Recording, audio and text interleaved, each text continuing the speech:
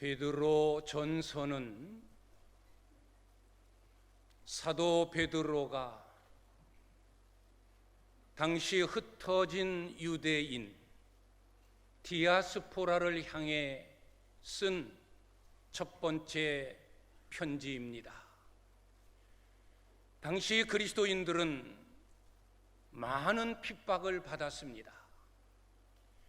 네로 황제에 의하여 가장 핍박이 심했던 시대에 쓰여진 서신이 오늘 베드로 전서, 베드로 후서입니다. 핍박을 피해서 사방으로 흩어진 그리스도인들, 본도, 갑바도기아, 비두니아, 아시아, 사방으로 흩어진 그리스도인들은 가는 곳마다 교회를 세우고 여전히 믿음을 지켜갔습니다.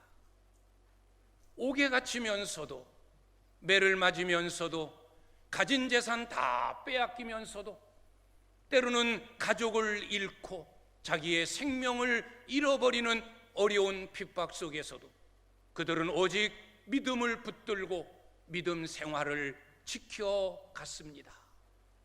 이러한 때에 베드로는 믿음 때문에 핍박을 당하고 믿음 때문에 어려움을 겪는 그리스도인들을 향해서 위로의 메시지, 소망의 메시지를 전하는 겁니다.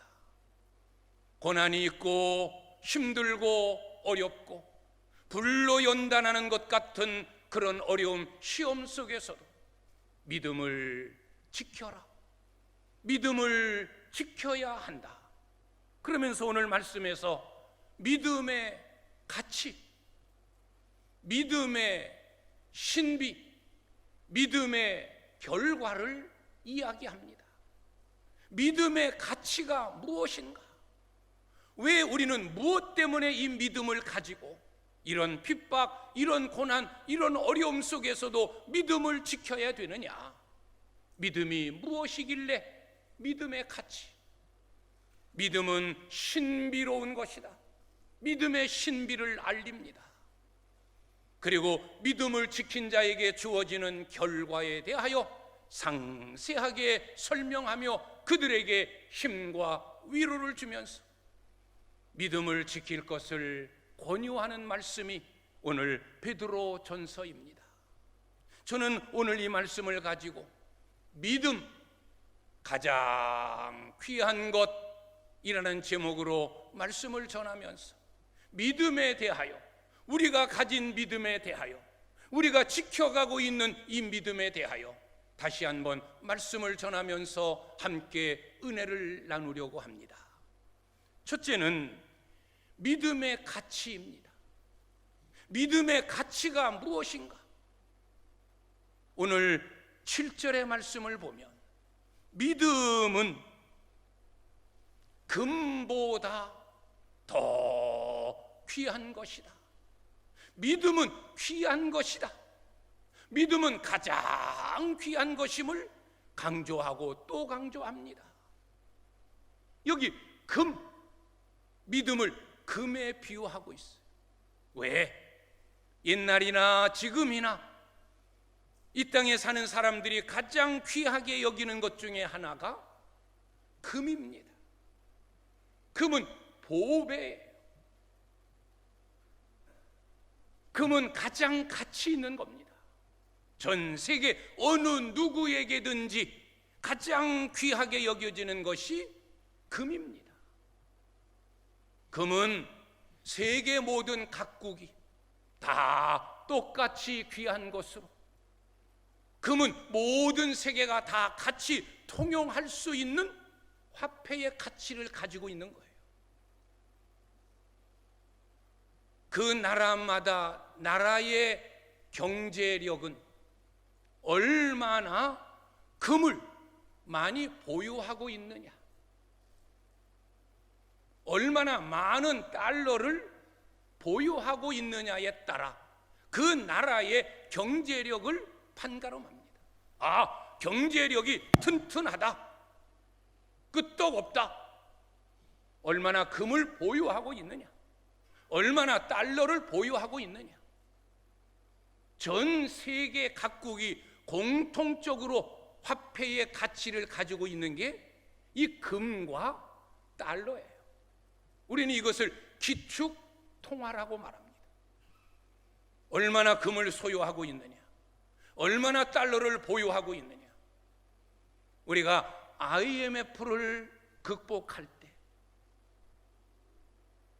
돈 내놓으십시오, 당신들 가지고 있는 돈 내놓으십시오, 그래서 경제력을 다시 확보합시다, 우리의 돈을 요구한 게 아니에요.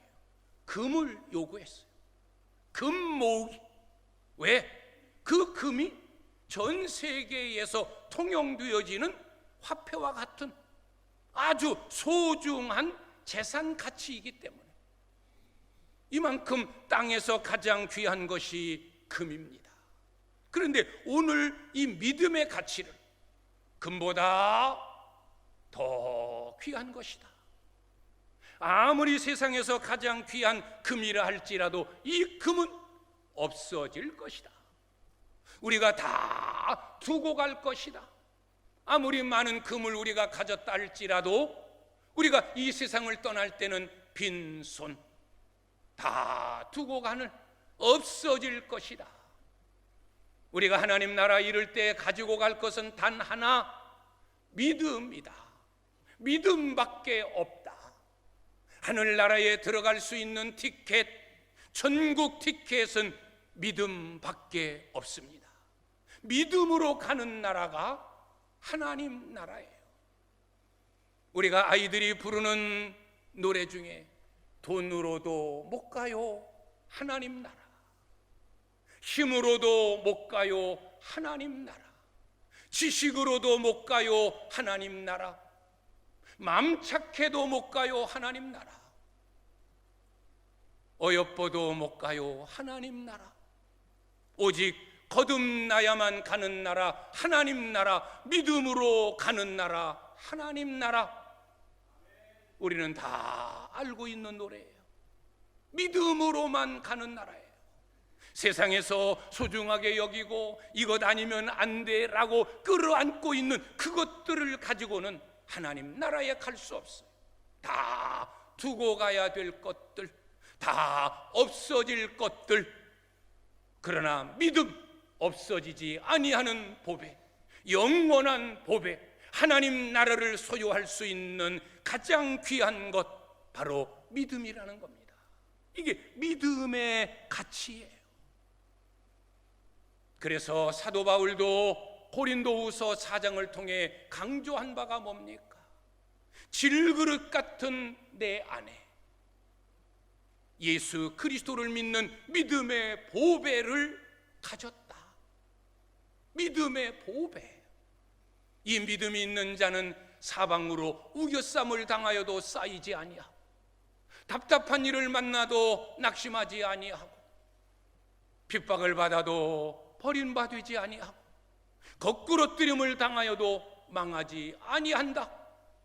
이 믿음의 보배를 가진 자가 가장 부자요, 가장 귀한 자요, 가장 은혜로운 자임을 사도 바울도 강조했습니다.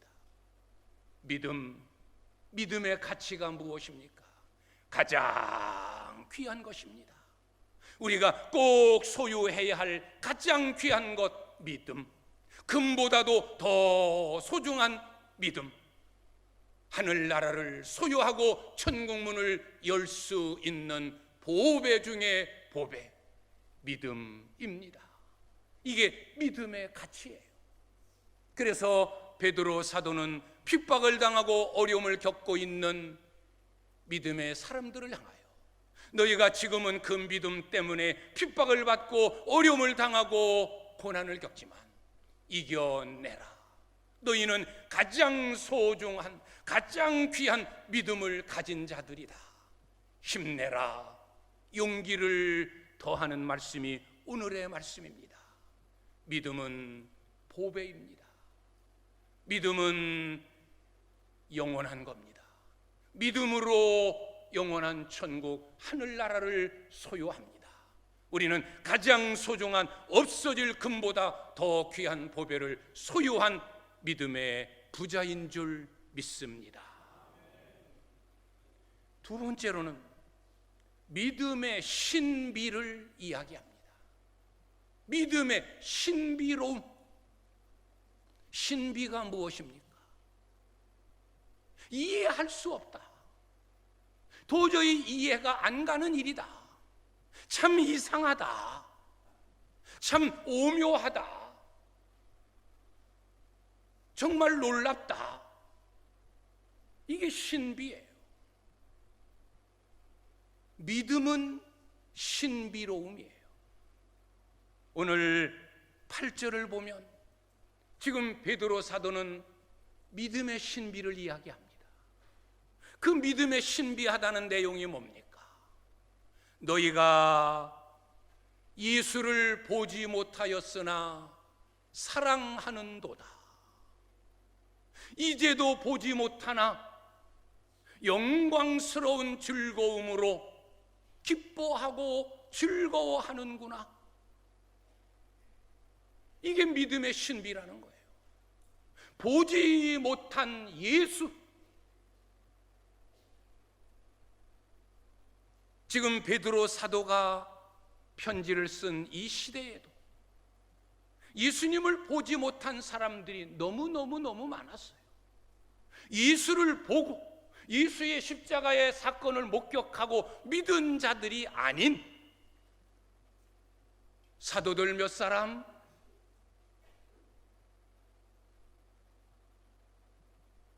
그리고 120여 명의 성도들, 이제 이들도 예수님이 십자가에 못 박혀 죽으시고 승천하신 지 이제 30년, 40년이 가까이 지난 때에 베드로 전서가 기록되어진 거예요.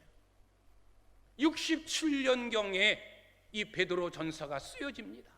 그러니 예수님 돌아가신 후에 벌써 40년의 세월이 흐르다 보니까 예수를 목격하고 예수의 십자가의 사건을 목격한 자는 점점 줄어가는 거예요. 지금 믿고 있는 이 많은 그리스도인들은 거의가 대부분 예수를 보지 못한 자들이에요. 이 보지도 못한 예수를 믿고 있고, 보지도 못한 예수 때문에 핍박을 견뎌내고, 보지도 못한 예수를 믿겠노라고 감옥에 갇히고 매를 맞고 재산을 탈취당하고 가족이 희생을 당해야 되고 자기 목숨을 잃어버려야 되고, 그런데도 그 보지 못한 예수를 놓지 않고 그를 붙들고 있는 거예요. 이 얼마나 신비로움이냐. 이런 이상한 일이 어디 있느냐. 이런 놀라운 일이 어디 있느냐. 핍박을 받으면서도 보지 못한 예수로 인하여 오히려 기뻐하고 즐거워하고 영광스러움에 소망을 가지고 있어요.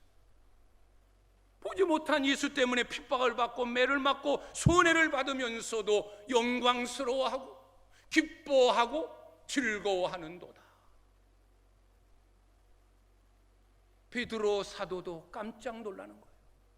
자기야 예수님께 부름을 받았고 예수님의 제자로 발탁되었고 예수님의 십자가의 사건도 다 목격했고 예수님의 부활도 목격했으니까 나야 당연히 예수를 믿고 이런 핍박을 견뎌내는 것 당연하지만, 지금 너희들은 보지도 못한 예수 때문에, 그 보지도 못한 예수를 믿으려고 그 때문에 핍박을 받고 그러면서도 기뻐하고 즐거워하고 영광스러워하니 이 얼마나 신비로움이냐. 이게 믿음이다.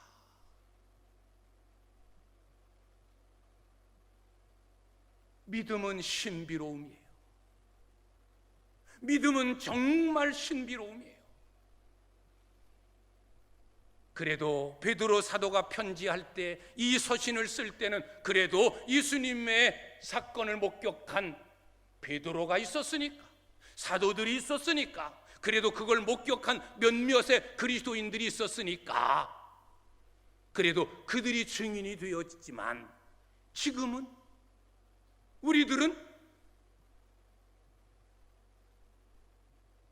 그때의 상황과 하늘과 땅의 차이예요. 그런데도 우리는 보지도 못한 예수, 전혀 듣지도 못한 예수, 그 예수를 우리는 믿고 있고 그분을 사랑하고 있고 그분 때문에 우리도 기뻐하고 즐거워하고 있다는 것, 이 얼마나 신비로운 일입니까? 이게 믿음의 신비예요. 이게 돈을 준다고 되어질 일입니까? 높은 자리에 앉힌다고 되어질 일입니까? 예수 때문에 시간 드려야죠. 예수 때문에 물질 드려야죠. 예수 때문에 우리가 내놓는 것들이, 포기하는 것들이, 내려놓는 것들이 얼마나 많습니까? 그럼에도 우리는 그 예수를 사랑하고 있고 그분을 예배하고 있고 그분을 믿고 있음에 우리는 소망을 가지고 있고 그분을 섬기는 자 되었다는 것, 이건 신비로움이에요. 그 옛날 베드로가 초대교회에 흩어진 유대인들을 바라보면서, 그리스도인들을 보면서 야, 신비하다, 놀랍다, 이상하다, 어떻게 이런 일들이 일어날 수 있느냐라고 말한 것처럼 우리는 지금 믿음의 신비에 휩싸여 있는 자들이에요. 놀라운 일입니다. 기적 중에 기적이 바로 이 기적이에요. 보지 못했지만 본 자처럼, 만지지 못했지만 만진 자처럼, 듣지 못했지만 들은 자처럼 더 확실히 믿는 우리들.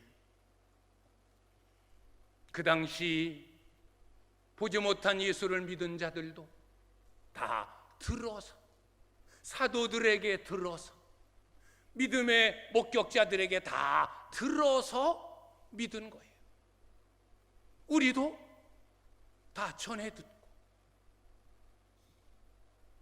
그때를 목격한 사도들, 여러 증인들이 쓴 성경을 보면서 우리는 믿고 있는 거예요. 지금 이 시대가 어떤 시대입니까?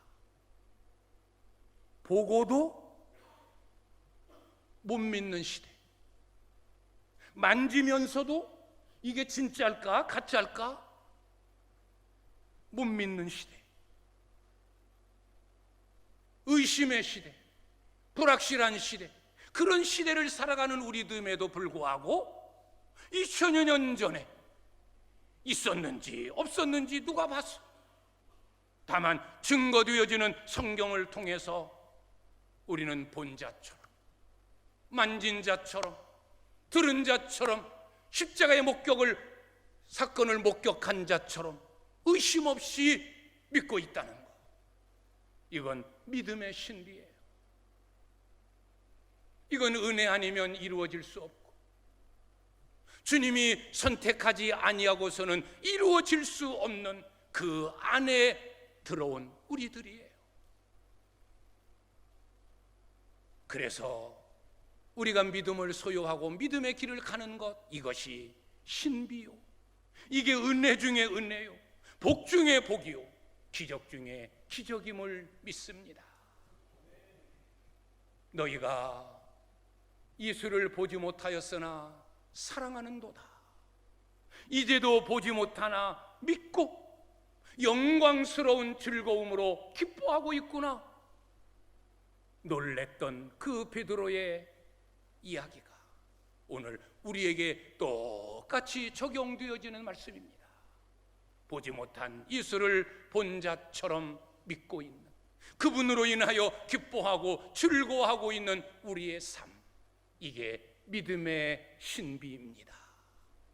하나님의 은혜요, 하나님의 복이요, 하나님께서 우리에게 주신 최고의 기적인 줄 믿습니다.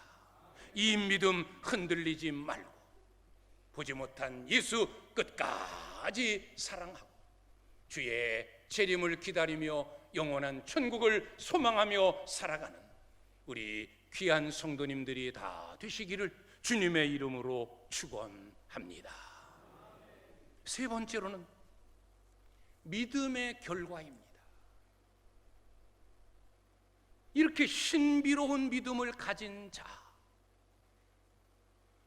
보배로운 믿음을 가진 자에게 주어지는 결과가 뭐냐? 오늘 9절에서 믿음의 결국은 곧 영혼의 구원이라. 믿음의 결국은 구원이에요. 우리가 구원 때문에 구원 얻으려고 예수를 믿고 있는 거예요. 구원 얻으려고 보지도 못한 예수를 의심 없이 믿고 있는 거예요. 영혼의 구원을 위하여. 이 구원이라고 하는 이 단어는 소테리아, 건져낸다, 살려낸다, 끌어낸다 라는 뜻을 가지고 있는 단어예요. 어디서 건져냅니까? 어디서 끌어올립니까? 어디서 무엇을 살려냅니까? 심판과 저주와 멸망, 마귀의 소나기로부터, 지옥 형벌로부터, 심판으로부터 끌어내고 건져내서 영원한 생명 살려내는 것, 이것이 구원이에요. 죄로부터의 구원, 죽음으로부터의 구원, 심판으로부터의 구원, 저주로부터의 구원, 이것이 믿음의 결과예요. 우리는 이것을 얻기 위하여, 이 은혜를 소유하고자 우리는 믿는 거예요. 이미 여러분에게 믿음을 통하여 주어진 결과는 영혼의 구원. 이미 저와 여러분은 하늘나라, 영원한 천국, 영원한 생명을 보장받은 자인 줄 믿습니다. 지옥, 심판, 멸망, 우리와는 상관없는 단어예요. 내가 믿음을 가지고 있는 이상 이것과는 우리는 상관없어요. 그리고 영혼을 통하여 구원 얻은 자, 그에게 주어지는 하늘의 것을 세 가지로 오늘 6절에서 이야기를 합니다. 7절에서 이야기합니다. 칭찬과 영광과 존귀가 있으리라. 그리스도께서 강림하실 때, 우리가 주님 앞에 서는 날, 칭찬이, 영광이, 존귀가 너희에게 있으리라. 우리가 하나님 앞에 설 때, 하늘나라에 이를 때, 이 세 가지의 은혜를 우리가 얻습니다. 칭찬, 잘했다, 착하고 충성된 종이다. 너희가 나를 보지 못하였으나 나를 사랑했고 나를 믿었구나.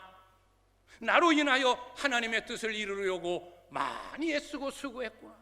시험도 견뎠고 어려움도 뛰어넘었고 핍박도 참아냈고 나를 위해서 시간, 재물, 모든 것을 다 드렸구나. 잘했다, 착하고 충성된 종이다. 칭찬.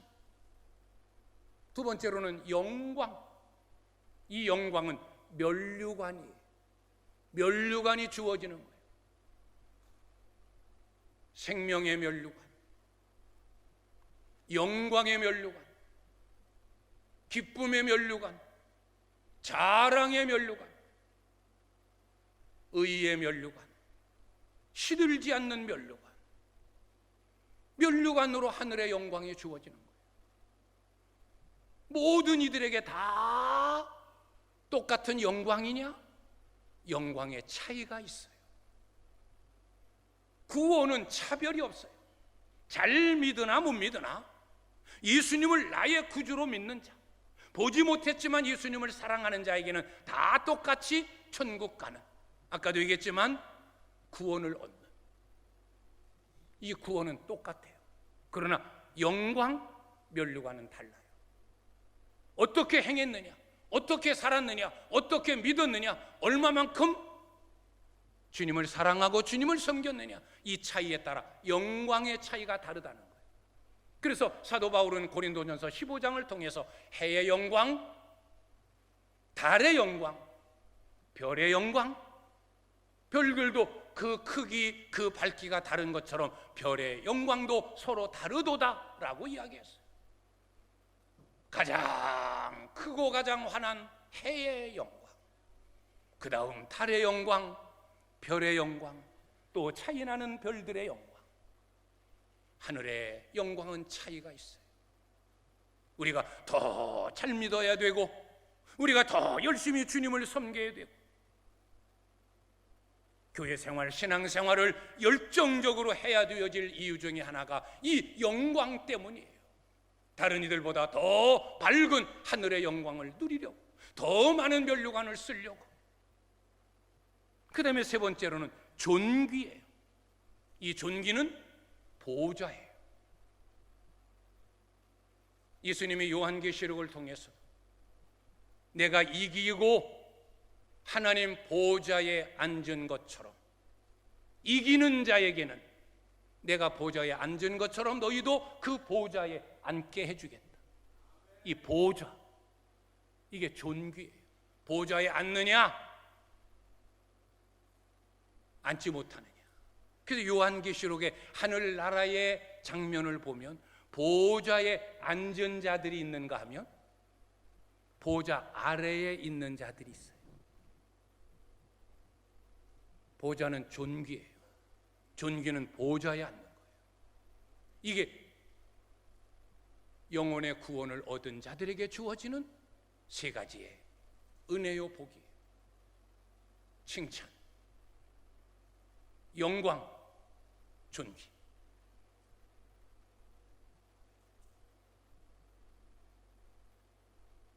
여러분 어떻습니까? 여러분에게 이런 것들이 주어진답니다.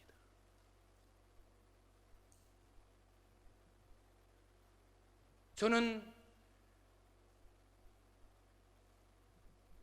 학생 시절에 이제 믿음이 들어가면서 성경을 하나하나 읽고 알아가면서 의아해하고 궁금해하고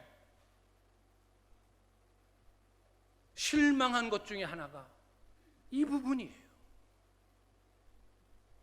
아니, 예수 믿어서 칭찬 듣고 면류관 쓰고 보좌에 앉는 거, 아니 그것 때문에 예수 믿나? 예수 믿어서 결국 요거 가지려고 우리가 예수 믿나? 여러분은 지금 어떻습니까? 솔직히 말해서 고작 요거 때문에 끝까지 칭찬 잘했다, 얘야 잘했다, 그 한마디 들으려고, 면류관 몇 개 쓰려고,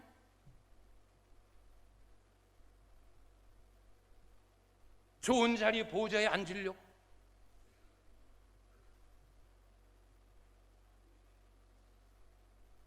우리가 지금까지 신앙생활하면서 솔직히 투자한 것들이 얼마나 많은데, 시간적인 투자, 물질적인 투자, 그 외에 얼마나 우리가 예수 믿으면서 바쁘게 살아갑니까? 때로는 바보 취급당하고 할 말도 제대로 못하고, 너 권사잖아 그러면 화를 내려고 하다가도 그냥 꼼짝 못하고,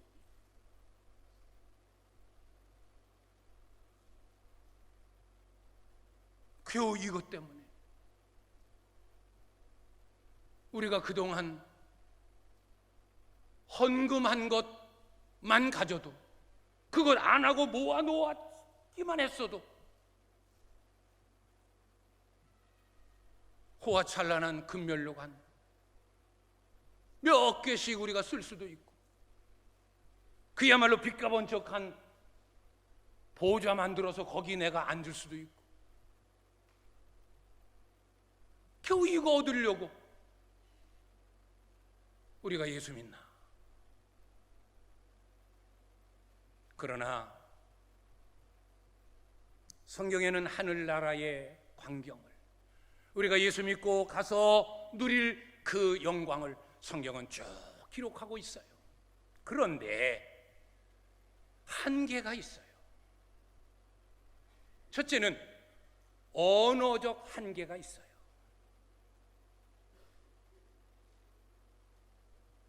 사도 요한이 하늘나라의 하나님께 부름을 받아서 하늘나라의 광경을 다 봤어요. 앞으로 일들까지 다 봤어요. 그래서 표현한 게 성경이에요. 요한계시록에 뭐 여러 가지로 표현하고 천국에 대해서도 표현하고 있잖아요. 하늘나라에 대해서. 그 하늘나라를 어떻게 표현합니까? 큰 성이 있고 문이 12개고 그 문은 다 진주로 만들었고 가운데 길이 났는데 금길이고 그 길 가운데로 생명수 강이 흐르는데 좌우에 온갖 나무들이 12가지의 실과를 맺고, 아니 고작 천국이 그래요? 그런 천국 가려고 우리가 지금 이렇게 예수 믿고 있어요?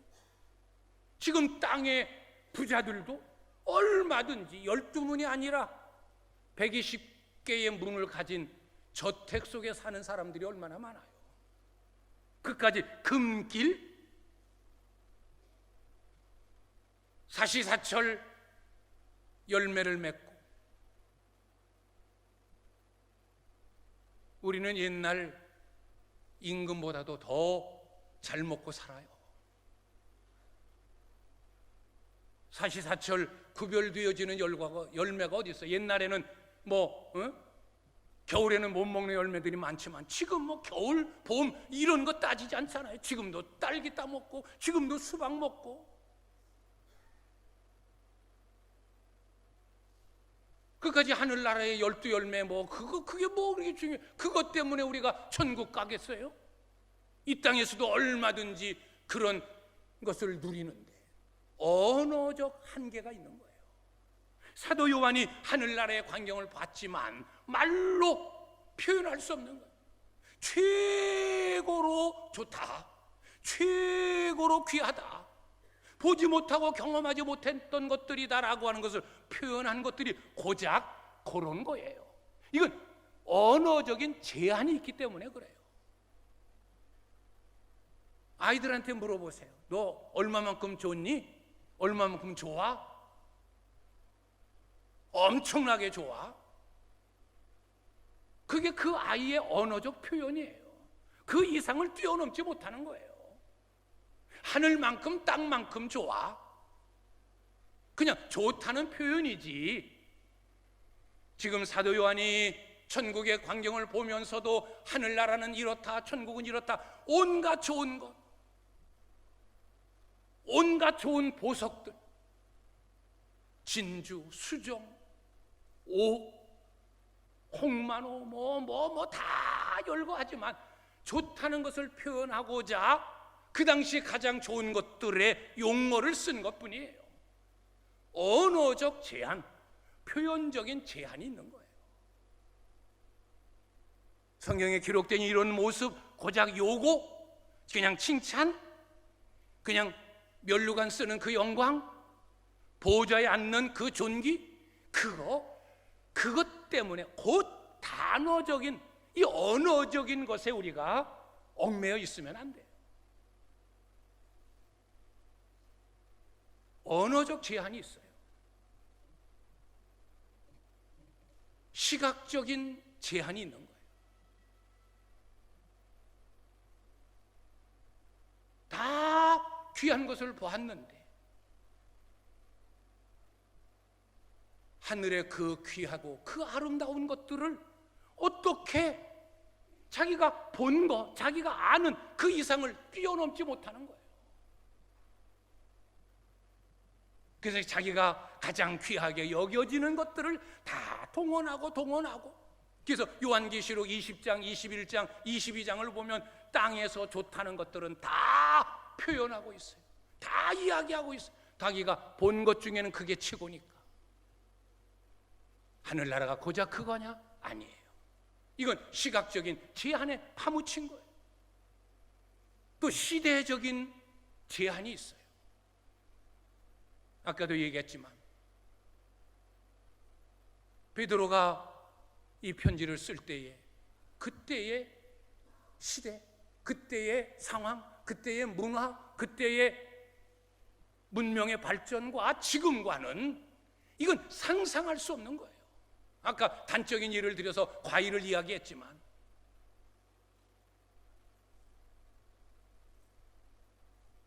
지금 어느 때고 못 먹는 열매가 어디 있어요? 옛날 몇십 년 전에 효자 얘야 추운 겨울에 가서 내가 딸기 먹고 싶다, 딸기 좀 따오거라. 그래서 그 딸기 구하려고 그냥 그게 효자 효부의 상징이었어요. 지금 얘야 딸기 먹고 싶다, 딸기 사다 줬다고 그게 효자의 상징이 되겠습니까? 이 시대적인 차이, 시대적인 제한이 있는 거예요. 여러분들이 어느 정도 이해했으리라 믿습니다. 우리가 하늘나라에서 누리는 것들, 구원 얻은 자들이 하나님 앞에 설 때 지금 베드로 사도는 칭찬, 영광, 존귀로 설명했지만 이건 언어적인 제한, 표현적인 제한, 시각적인 제한, 시대적인 제한에 얽매인 것에 불과하다. 겨우 우리가 요것 얻으려고 이렇게 보지 못한 예수를 믿고 이렇게 신앙생활하는 것 아니다. 그 나라는 말로, 언어로 표현할 수 없는 이 땅과는 완전히 다른 그런 나라. 지옥을 어떻게 표현했어요? 불구덩이. 겨우 불구덩이와 같은 그건 표현이에요. 가장 뜨겁고 가장 힘들고 가장 고통스러운 것을 표현하고자 하는 그런 표현이었지, 지옥이 그냥 성경에 표현되어진 그런 것으로 우리가 상상해서도 안 돼요. 어쨌든 우리는 영혼의 구원을 위해 말로 표현될 수는 없지만 이런 칭찬과 영광과 존귀를 위하여 우리는 보지 못한 예수를 믿고 그분을 사랑하고 그분으로 인하여 기뻐하고 즐거워하며 믿음의 길을 가는 줄 믿습니다. 저와 여러분은 이 가장 귀한 것, 이 믿음을 소유했습니다. 여러분은 너무나 복 있는 사람들입니다. 조금 덜 가졌어도, 조금 아파도, 조금 고통스러워도 그것 때문에 낙심하고 실망하고 위축되지 말고 가장 귀한 믿음을 소유한 나다, 최고의 은혜를 입은 자요, 최고로 복을 받은 자요, 최고로 행복한 사람이다, 주 안에서 기뻐하고 즐거워하자, 이런 믿음으로 하루하루를 승리하며 나아가는 여러분들이 되시기를 바랍니다. 믿음의 가치를 아십시오. 믿음의 신비로움을 깨달으십시오. 믿음의 결과를 바라보십시오. 이 믿음 꽉 잡고 승리하는 우리 귀한 성도님들이 되시기를 주님의 이름으로 축원합니다.